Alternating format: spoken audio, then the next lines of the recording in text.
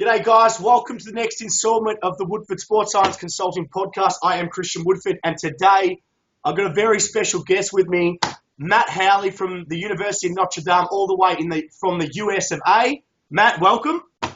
Thanks, mate. Good to be here. Good to have a chat. Beautiful. Now, Matt, just explain to all the viewers out there, as I've told you and I've told all the viewers out there, I've actually set this up so, one, we can expose Australian talent, kind of like Mike Boyle does his podcast, and he exposes all the American talent, and everyone knows about these guys. In Australia, we've got some great, talented strength and conditioning coaches, but because strength and conditioning isn't as well developed in Australia, most people don't know about you guys. So you just want to give a little bit of background about yourself, what's your educational background for all the viewers out there, because we do have a lot of sports science students who watch this. So a little bit of background about your education, but also what you're doing at Notre Dame University, what your official title is, and just your background in coaching. Yep. So basically, I was Deakin Sports Science graduate, so went through their course, finished there in 2009. During that time, got some experience working the Eastern Rangers in the TAC Cup. Started off as just someone lucky running around just doing all the small little jobs, filling water bottles, all the stupid things you have to start doing. I know that. Yeah, and then progressed up, became high performance manager there. Undertook masters at Edith Cowan, so the online master's degree they have there. Yeah. Did that kind of stuff, and then in the middle of it, I always wanted to work overseas. Is probably a good way to put it. So investigated the internships over here. A lot of people said, "Oh, it's worthwhile." So saved up the money that you need to come over, so like yourself did, and $7,000 later, was over here for 3 months. Position opened up, interviewed, didn't get the first one, flew back home. 2 weeks later, they ring me and they're like, "Hey, we've got a position." So, assistant strength and conditioning coach, men's soccer, rowing, men's and women's golf, and then was at home. Visa process took about 5 months. Worked at Hawthorn, or assisted at Hawthorn, for the 6-7 months I was home, as well as continuing my job at Eastern Rangers. And then I've been back here now 33 months. I've been here, so nearly 3 years. 3 years in November. Yeah. And assistant strength and conditioning coach. And along that path, we're now making a big push into sports science. Obviously, with an Australian background, a strong sports science background, I'm trying to help develop a sports science initiative here in the sports science department, is probably a good way to put it. Okay, awesome. I mean, similar to yourself, I mean, you and I are kind of, I've known about you for a while now, probably 3 years since you started over there, and we're kind of, when I went to Maryland, I heard about your story, and obviously we've kind of got similar stories like yourself, myself, and Hampo, all three of us kind of Australian strength coaches, all went overseas, and we saw something, as you know, it's just an incredible system. Most people talk to me about and ask me what the system's like. Like you, I saved, I think it was 15 grand all up to go over there, and I paid for my own education, which most people really don't want to do, and I did it myself like yourself. Can you just explain all the viewers out there just the main difference? I've explained it before, my main difference is that I thought being very outspoken about it, but what do you think the main difference is in terms of Australia and America in terms of strength conditioning for not only the athletes, but also aspiring strength conditioning coaches? What do you think? Well, if you start off with aspiring coaches, there's so many more jobs over here. The collegiate system offers so many more jobs, and that's the best thing. Whether it's internships, graduate assistantships, assistants positions, or head or director kind of job, there's so many more positions available. Obviously, there's 330 Division I colleges. Now, they all don't have 7 Olympic staff and 4 football staff like we have here, being one of the bigger universities, but there's so many more jobs available. Yeah. So that's probably the biggest thing is like they're producing the students, but they're also people are able to get jobs. It is still very scarce over here with the relative population, but that's really the biggest thing from a work point of view. But then to go on the other side, the biggest difference that I see is at home, everyone's so focused on the conditioning side, the running side. They term conditioning as running at home, where over here, there's the focus is more strength power based in general. But I think the people that really know what they're doing find that place in the middle. So you understand running conditioning, but it's not doing long, slow distance as you always speak about. It's about doing intermittent and interval kind of work is probably the easiest way to term it for the people that are listening. And then also complementing that with a good quality strength training program. What, in terms of, when I went over there and I saw the athletes, do you think it's a cultural thing? Because for me, I mean, is it because our sport, and I always ask every different coach from America, I always ask them the same question, especially if they're an Australian coach they've got from Australia to America.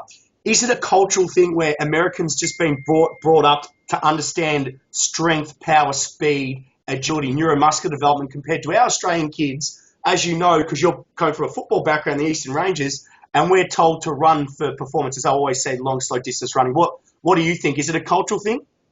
Yeah, it's a cultural thing, but I think it all stems from what, if you want to term, the number one sports are. So obviously AFL is our number one sport, which is a give or take. It's an aerobic-based game. Yes, it's aerobic power. Yeah. There's a lot of power and strength involved, and we know that. But like in general, people term it an aerobic game. We're over here. You look at football, you look at baseball, even basketball. They're all power-based sports. So if you want to get better at those sports, or if you want to play American football, you need to be strength, power, conditioning. Or aerobic conditioning plays a very minor role in that sport. You obviously need to condition other systems. So I think that's what it is the culture of the sport determines the culture of the industry. And the leading sport over here, give or take, is American football. That's the one that most kids want to try and play.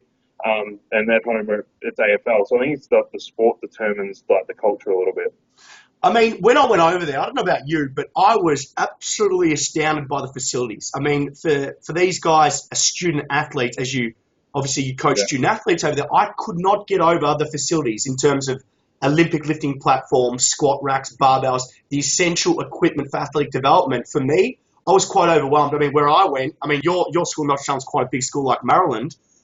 What I saw was unbelievable. I mean, just explain to all the viewers out there how you felt when you first walked, an Australian kid, not really knowing. I mean, I know you followed American sport. I didn't. How did you feel when you first walked into the weights room and you saw the facilities? Go back to the first day. How did you feel about it? Like you're pretty in awe of what you have here. Yeah. Like I still walk in every day, and I'm like, oh, I'm just at work now. It's like it's nothing different. Yeah. But then like I have mates come and visit, family come and visit, and they're like, this is ridiculous what you have access to. And I'm like, yeah, I just sort of take for granted now. So like where I'm housed, I'm in our football weight room here is where my office is, and it's 25,000 square feet. Weight room size, so it's huge. So we've got on one side of the weight room, we have a 50-yard by 25-yard field turf area, and then on the other side of the weight, then we have some pillars through the middle, which takes up about a quarter of the room to obviously hold the building up. And then on the other side, in a 50 by 25 meter area, we have light weights. So there's not many machines in there. There's a couple of machines, a few pull downs and things like that. But you got like same as what you guys have at WSSC. Yeah, we have glute hams. Plenty of Olympic lifting platforms. We have 10 platforms. We have 10 bench press stations. We have 10 squat racks. Dumbbells that go from 5 pounds up to 150 pounds, 2 sets of those. So we've got plenty of equipment, and that's obviously this weight room. Then obviously here being a big school, we also have 2 satellite weight rooms. So we have one in our hockey facility where we have 12 combination Olympic lifting platform squat rack stations, and then we have 6 in our basketball stadium as well. So we've got 3 facilities we can train our student athletes in. So like on campus, we have, somewhere like 32 Olympic lifting platforms. Something stupid. It's a heap.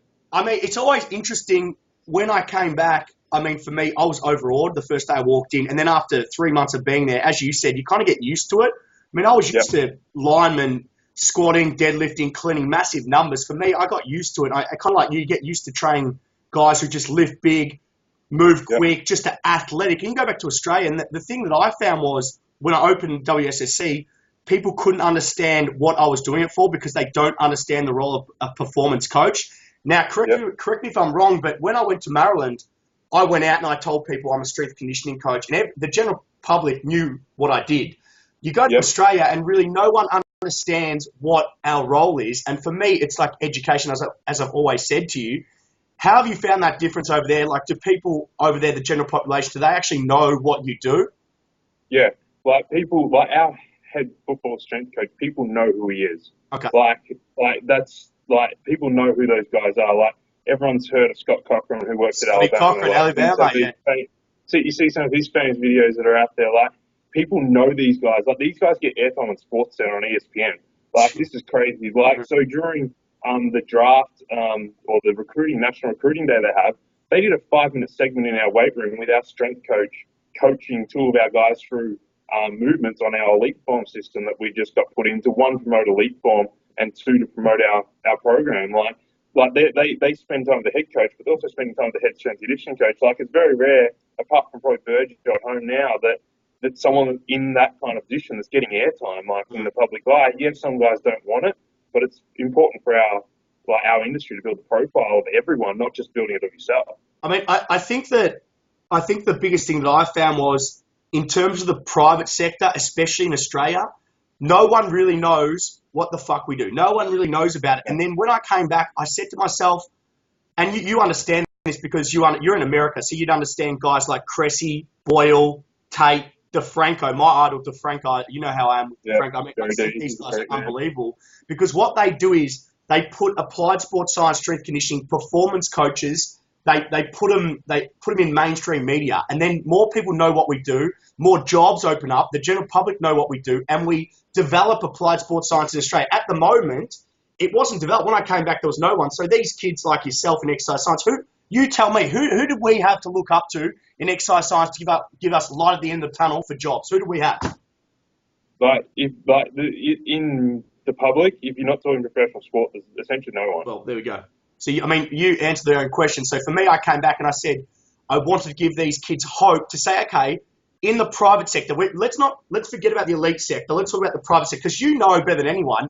There's only minimal, and you saw my last podcast with Terry, there's only minimal jobs available in elite sports. So where are these kids going? I mean, you and I had this discussion before. All these kids are doing these Masters of High Performance Sport, Masters of Sports Science, but there's no jobs out there in Australia. So as I've told you, what we're trying to do is we're trying to develop more jobs. And that's one thing about the American system, which you could tell the viewers more about, is just the fact that how many people really know about strength conditioning and how many jobs are opened up. I mean, what advice do you have for any exercise science students, especially the Australian kids, about going to America? What do you think the best way of doing it is? Like you need to get into a college environment. It's somewhat working like an institute. Yep. There's obviously some differences because of the school requirements and that you're working. Like I have 5 different head coaches I work under. So every coach, every team, you got to have a different personality potentially with. Yep. And the way I do things is very similar. I don't change team to team all that much. But if you've got different head coaches with different requirements, you need to have a different personality. So you get to play the role of working with 5 different teams at once and working under a coach, which is important. That then you've got to develop those skills of communication and getting what you need in a program, but also what the coach needs for the team to be successful, and then all the other things that go in a strength conditioning program. So it's important that you develop those skills. But over here, you need to get into a college environment. You need to do an internship. Yes, it costs you money, but like the best professional development you get is always the stuff you pay for. You never get any good development for free. Yeah. Like that's the hardest thing that people don't want to spend any money. So I've got no money, I don't want to spend it. But sometimes, like you can vouch this, you got to spend money, go into debt kind of thing, and then come out of the hole. And then once you get through that, you're bigger and better for it. And like you, Hampo, all the guys that we know of that have come over here are all benefiting from the money we outlay to get over in the first place. And that's the biggest thing. Like, it's going to cost you something if you want to get somewhere, but if you're really passionate about it, you've got to go down that path. I mean, in terms of what I did, if you just want to explain to all the viewers out there, I mean, it's a long process. And I mean, I don't know about you. I'm pretty sure you didn't have any networks, but I had no networks before I went on this journey. If you just want to explain how you did it, I get this question at least, I reckon, probably about 20 times a month, how I did it. Everyone's like, oh, can I have your contacts? Can I have your contacts? For all the viewers out there, I had no contacts. All I did was, and Matt's going to tell you the same way he did it, I literally emailed every single school, and literally, I mean, I just kept in contact with every school, and I pretty much annoyed the hell out of them until I got an internship, and I did not take no, I just kept going. If they said no, I kept going with it. So if you want to explain to them, you need fortitude to keep doing it, just explain how you best did it. So basically, same way as you did, I logged on the NSCA website, clicked on the college link, and it gives you the link of every school. And then you start at the top, you click on it, you see, my thing was I had a little spreadsheet set up, and do they offer an internship program where they have a guided program, or they have an advertisement out there, tick or cross? Then do they, who's the head strength coach, write the email down, who's the associate or the assistant, chuck their email down. And if there was programs that had advertisements out there, straight away email them. Just on the apply for the job basically, and that's what you got to do. You just got to apply everywhere. And then went through and then started speaking to people, found a couple of different websites where where other people list them on if they don't want to list them on their own school website. Start applying, and then or basically asking, or the people who didn't have them, ask them, do you offer them? And every school offers them. They all just don't advertise them, basically. Yeah. And then on one website, there was probably 20 one day, and I'm like, all right, here we go, start the trend. So CV ready, resume ready, edited them up as we went, sent them off to every school. Got replies from 6 of them overnight, basically. But most schools are pretty good within a few days getting back to you. Then spoke to a couple were turned off because I was from overseas, fair enough. Then spoke to UC Santa Barbara and here. Basically had a phone interview the next night with my now associate director here, Elisa, and 2 days later I was offered an internship. Jesus. And so you just got to apply, and I probably didn't have to push as hard as you, but you just got to apply it to people. Like the CSCCA website is a good place to look. The NSCA website, people will list them on there, and there's always internships listed. Like some people will need you doing them for credit, like we require here, but then there's others that'll just take any Joe essentially off the street that's got a degree in that area. So you just got to look on the internet. It takes some time and it's boring hours, but if you don't put the boring hours in, you don't get the successful hours on the other end. I mean, I always say to people who ask me in terms of strength conditioning, I mean, you're kind of different where you're in the collegiate system, or I like to call the elite system. In Australia, as you know, the performance industry isn't well developed. So for me, a lot of people ask me, how is the best way to make it? And you can tell, because you're from the American system, like myself, and you understand it, they call it embracing the grind. So we call it grinding, as you know. Yep. And they grind it out. And people say to me, how is the best way to make it in the American system? And you can vouch for this. It's just work ethic, isn't it? It's just putting in the hours, rolling up your sleeves, getting in there and coaching. Yeah, like my internship, 5:30 in the morning till 7:30 at night. And you're probably the same. You may be a bit longer. I was worse. I was 6 a.m. till 9 p.m. Monday to Friday. Yeah, so it's you've just got to get in and do it. And then like Australian kids are well educated, and because I had coaching experience, when I was here, you've just got to go in and do it. You can't sit back and go, oh, well, they may ask me to do something. You've just got to go and do. And that's what I did. And within 2 weeks, I was asked to write a training program for one of the teams, to see what I could then do on the writing side of things. And then it's just about stepping up to the plate. Every time they throw you a bone, you got to go and chase it down and get it, kind of thing. And that's what I did. And then build up really good relationships with all the staff and spoke to coaches, spoke to athletes, and you got to communicate well, do all those things really good. And then you'll soon get a lot of respect from the people that you're working with. Going back to your previous point, you said when they give you a bone, you got to kind of go with it. I'll just give you one of my experiences. I remember the third week, as you know, and this is all for all the viewers out there, what happens in the collegiate system, a lot of NFL players in their off-season actually go to their previous colleges and train. I was lucky enough, third week in, a guy called Donald Brown, who's from the Indianapolis Colts. I don't know where he is now, but because I don't really follow NFL. The third week came down, and Drew Wilson, who was the head strength coach at Maryland, he still is at the moment, he actually said to me, he said, I want you to take Donald through speed. So like what Matt said, I was some Australian kid in my third week, and he's thrown me this chance to coach this NFL player, and I couldn't believe it. So third week in, I had a crack at it. I don't think, obviously, you never know if you're ready. You just got to kind of throw yourself into it and not be worried if you are going to stuff up, and just give it a crack. And what Matt said, don't go there being scared. Go there, have an absolute dip at it, and immerse yourself in the culture. And the biggest difference that I find between Australian students and American students is American students are a lot more hands-on, a lot more practical. The Australian students are a lot more sports science-based. And one thing to all the viewers out there and the Australian kids, sports science, in my opinion, will not get you jobs. It's the coaching aspect which will get you jobs. It's applied strength conditioning. Now, I don't know what you think, Matt. I mean, that's just my opinion on it. What do you think? Yeah, no, I think that's 100% right. You just got to back yourself, going back to what you said. But for me, I obviously understand the weight room and conditioning and all the other aspects that go into it. But as I said earlier, we're trying to develop a path into sports science here. So we've got some of our catapult units sitting behind us here, and we've got some force plates and some other technology that not many other people can afford.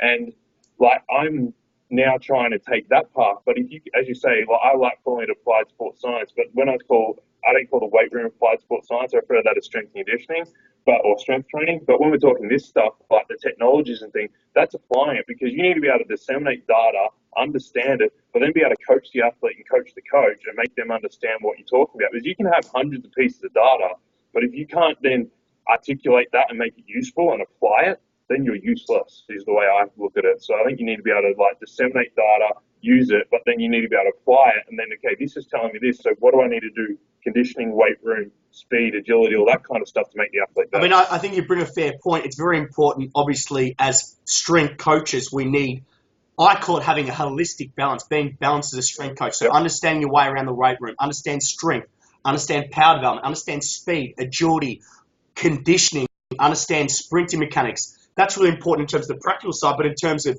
objective quantitative data, it's obviously very important to get that data, but understand how to dissociate what do we need, what don't we need, and then educate the athlete and the coach, which is really important, which brings me probably my next question.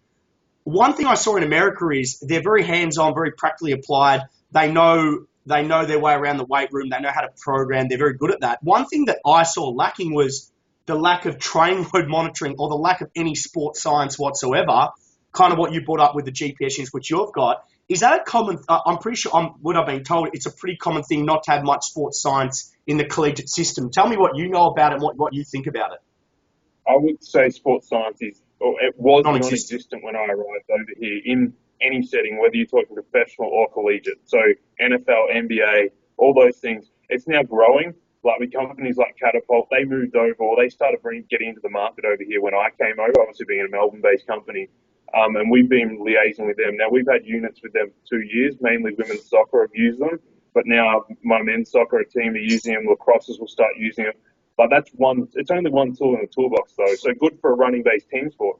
But like, you look at these other, like just well-being and wellness monitoring systems, which I know you guys use, like they're non-existent here. And like the way I look at this, like the way I scale strength and conditioning coaches is if you have your strength coach, and that's all he does in the weight room, he's a level 1 guy. Then your level 2 guy is someone that can write a conditioning program that complements your strength training. Then your level 3 guy is someone that can then monitor that using different approaches, and then the process goes up level 4, level 5. But over here, there's so many people that only are level 1 and level 2. No one knows how to monitor, assess, and reprogram their athletes, and that's something that they're getting better at, and they're starting to ask people from Australia, from England, who have burst backgrounds in this area. And like, there's some guys over here, like where Hampo works at the Jags, they're doing some really good stuff. Kentucky football are pretty renowned for doing stuff. Florida State won the championship last year, doing some good sports science things. The Eagles in the NFL are doing some great stuff. So people are now embracing this, which is creating more jobs.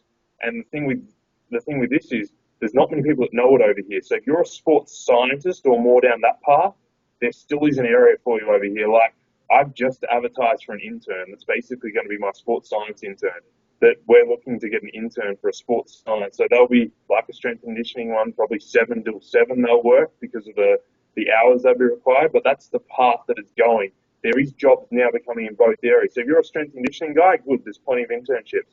But if you're a sports science person as well, America still could be a part. I mean, it is a massive thing. I mean, that's one thing that I noticed was just the lack of even wellness scales, RPEs. They didn't do anything like that. There was no monitoring, no athlete monitoring. I couldn't get over it because there's 60 athletes, 70, whatever, in the football program, how many athletes there are, and there really wasn't much monitoring.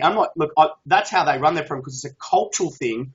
As you said, it's kind of starting to change now, which is a big thing, and I think that's only going to improve their performance in the long term. And as you said, offer up more jobs. So it's obviously great to hear that more sports science is actually coming into the American system.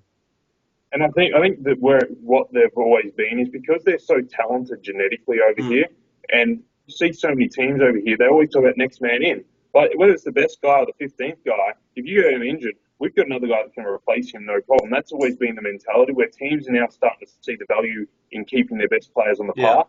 And the way you do that is through monitoring and through sports science. Strength and conditioning necessarily doesn't keep them on the park. It helps build a better product, but the sports science helps keep the guys on the park in that facet. And I think that's what people are now understanding. In terms of, I mean, the Australian system, in terms of what the WSSC product and what we've developed, what do you think of what we've done in terms of opening up more jobs, creating more awareness about strength conditioning. But obviously, you've kind of seen it from afar. You've known me for 3 years now. What do you think about where strength conditioning in Australia is going in both the elite and the private sectors?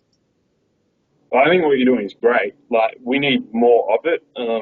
But the general public, like, you either have one facility that you have, or you have 100 fitness firsts going around. And you go to fitness first, you're on a machine, and you have Joe out of the 8-week degree that's taking you through. Like, you don't have someone that's well versed in all these kind of sports science areas and got good background knowledge and able to apply it. And I think the biggest thing is the public don't understand that the methods that work best. And like, as you talk about ground-based power, ground-based strength, all those kind of things, that's the best way to get development. And people go, oh, I want to trim down, I want to lean out. Well, what do you want to look like? And most people will go, I want to look like him. And 9 times out of 10, it's an athlete. So if you want to look like an athlete, you've probably got to train like one. That's my theory on it. And training like one means you need a squat. You probably need a deadlift. You probably need to do upper body push-pull. You need to do some power work. You need to do speed. You need to do some good quality conditioning work. And that's exactly what you guys do down there. And I think so many people don't understand that. They see it going, as you always say, going for a long, slow distance run and doing high rep, like low weight strength training. It doesn't work. What, in terms of, I mean, for WSSC, the whole idea was to create more jobs. I mean, what you've seen over there, what advice can you give for any kids out? I mean, I know you're not in the private sector, but what advice can you give to the kids out there, all these exercise science guys? Because I get, as I've told you before, I get 1,000 emails about jobs. What best advice can you give to these kids who might not get a job in a league sport early on but want to develop? What advice can you give them for just the Australian kids who want to stay here? You've just got to persist. Like, the other option is wherever you're training the population at, or your athletes or your group of people that you're training, you need to train them based on these things. So you go to a fitness first, there's still a squat rack there, there's still free weights and all that kind of stuff. So it's about applying that knowledge and training them generally. So even if you are a personal trainer, it's still training your clients like you're trying to get this kind of development out of them. You can't then just try and chop and change. And you need to speak to people, you need to network well, and you just got to keep volunteering your time. Like, that's the biggest thing that I think people struggle with, is how much volunteer goes into it. But you've got to volunteer your time. Like, it may be the fact that you're not volunteering just at one place. You need to put in 3 hours here one night, 4 hours there another night. Like, go to a TSC Cup team, spend one night a week there. Maybe they can get one afternoon a week with you or something like that. But it's about just spreading out, networking. At some point, there will be jobs start to open up, and hopefully there is more facilities like yours which can help that at some point down the track. Just going back to the previous point about just volunteering your time, just let everyone know out there, and Matt, I'm sure you can expose your experience on it. I actually did, and myself and most of my staff, I know Jay Ellis has done it as well, and a few others. You got to remember, in this industry, if you're in it for the money, you're in it for wrong reasons. As Matty can say, I mean, you literally make, I mean, for me, I volunteered for 7 years, building up my networks, building up my experiences, getting that applied coaching experience.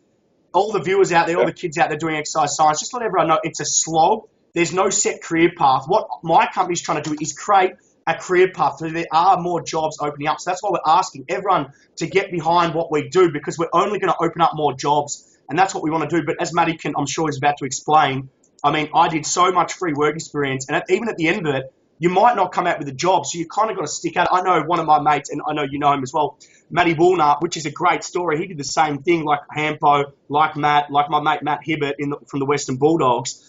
It's literally just grinding it out, and you might not be lucky. As Matty said, right place, right time.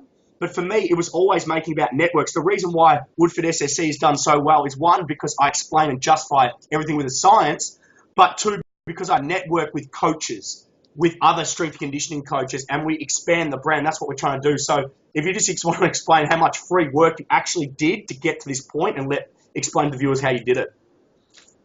Yeah, like, free work, like, it's just something that's part and parcel of the sports industry, not just the strength and conditioning industry. I think it's the best place to start. Like, if you want to be involved in sport, you got to be willing to do it for the love, not for the money. There's just no money in sport.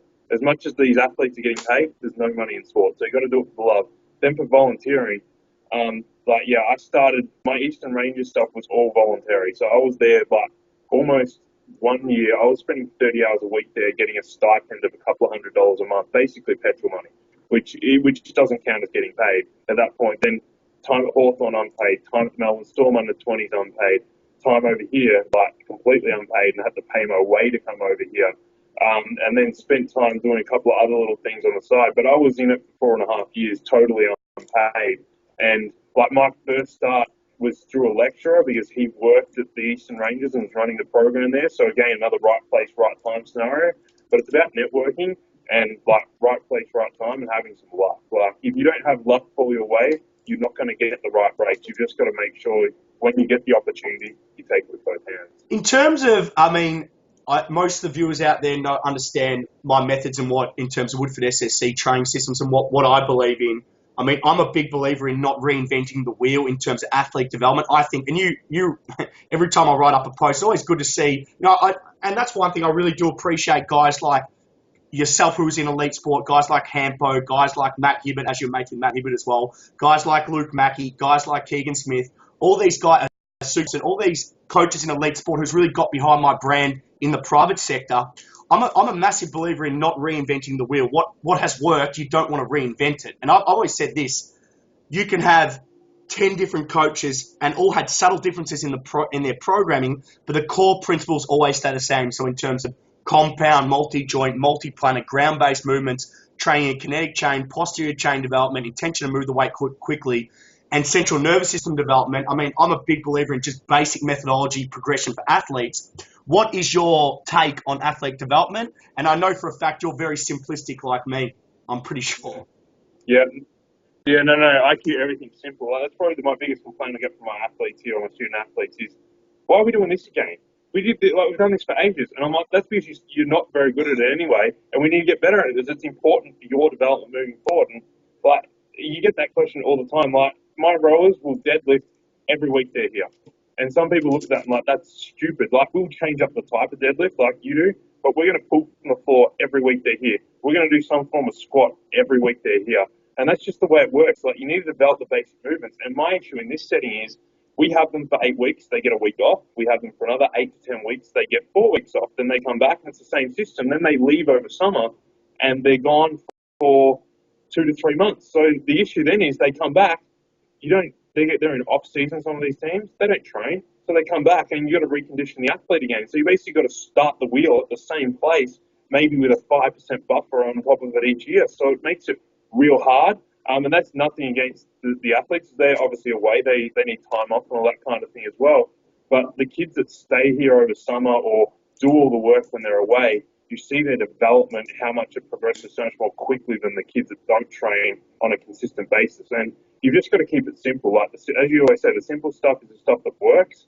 And you don't need to reinvent it. You just got to do like basic sets and reps. You don't need to do anything fancy, just core-based movements, good accessory for injury prevention kind of stuff. And that's sort of my approach. And as I say, like, my program's pretty plain, yet we get some pretty good results, one in the weight room, and it's transferring to some good results. I mean, one thing I use with most of my athletes, and my athletes can vouch for this, is I always say, and we get a lot, our programs are simplistic, but don't take simplistic for easy. I mean, you can make an exercise harder by 2 ways. Either lift heavier weight at quicker movement speed. And I always say, example, I've had 2 athletes come up to me with the same program. And one athlete once said to me, him and I are on the same program. They said, I'm more advanced than him. And I said, well, what do you want? Do you want me to entertain you or do you want results? And what I said was, you should be lifting heavier weights at quicker movement speed to create greater task complexity and make the exercise harder. And the simple things work. I mean, for me, my athletes, and I'm sure your athletes, they're always going to do explosive movement.